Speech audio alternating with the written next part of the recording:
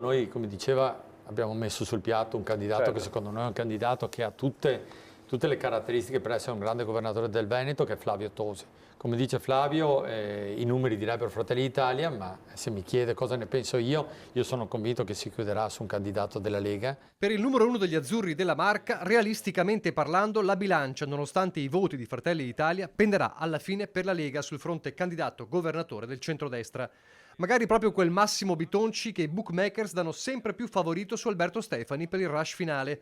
Lo stesso Bitonci che avrebbe strigliato i militanti della Lega per reperire fondi per la campagna elettorale, richiamando all'ordine chi ancora non ha versato i contributi e minacciando eventuali esclusioni dalle liste. Per Chies l'ipotesi Lega nascerebbe da questioni molto precise. Guardando le regioni che vanno al voto non vedo per la Lega molte altre candidature a presidente in giro per l'Italia. Diciamo. Sì. E poi perché comunque non puoi pensare che dopo 15 anni di governo di un partito come la Lega in Veneto oggi tu possa pensare di togliere il loro candidato presidente senza che questo non crei dei malumori importanti. Insomma, realpolitik, dal risico delle regioni all'evitare scossoni che potrebbero far male.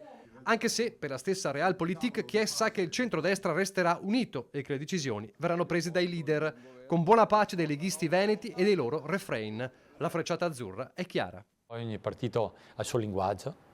Per cui prima parlava di linea del Piave, adesso è la linea del Piave che si sposta di più da quando conosco la storia, perché prima c'era o terzo mandato o la linea del Piave finiva lì. Poi o 2026 è la nostra linea del Piave, poi il candidato si decide in Veneto o è la linea del Piave.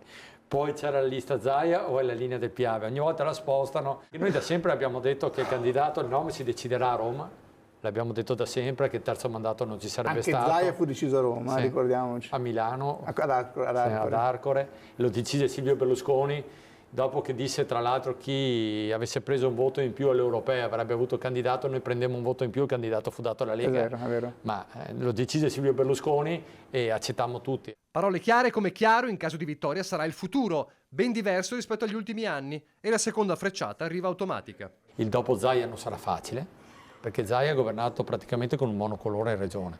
Bisogna dirselo, sono stati anni in cui non ha avuto discussioni interne, mentre il prossimo Consiglio regionale sarà un Consiglio regionale molto più vivace, ci sarà molto da fare in regione, ci sarà molta dialettica interna, cosa che non c'è stata nei mandati precedenti. La politica, la discussione interna sia sempre un valore aggiunto e forse siamo poco abituati a farla. Intanto sul fronte centro-sinistra c'è un Giovanni Maniddo che taglia il traguardo del primo mese di campagna elettorale come candidato governatore.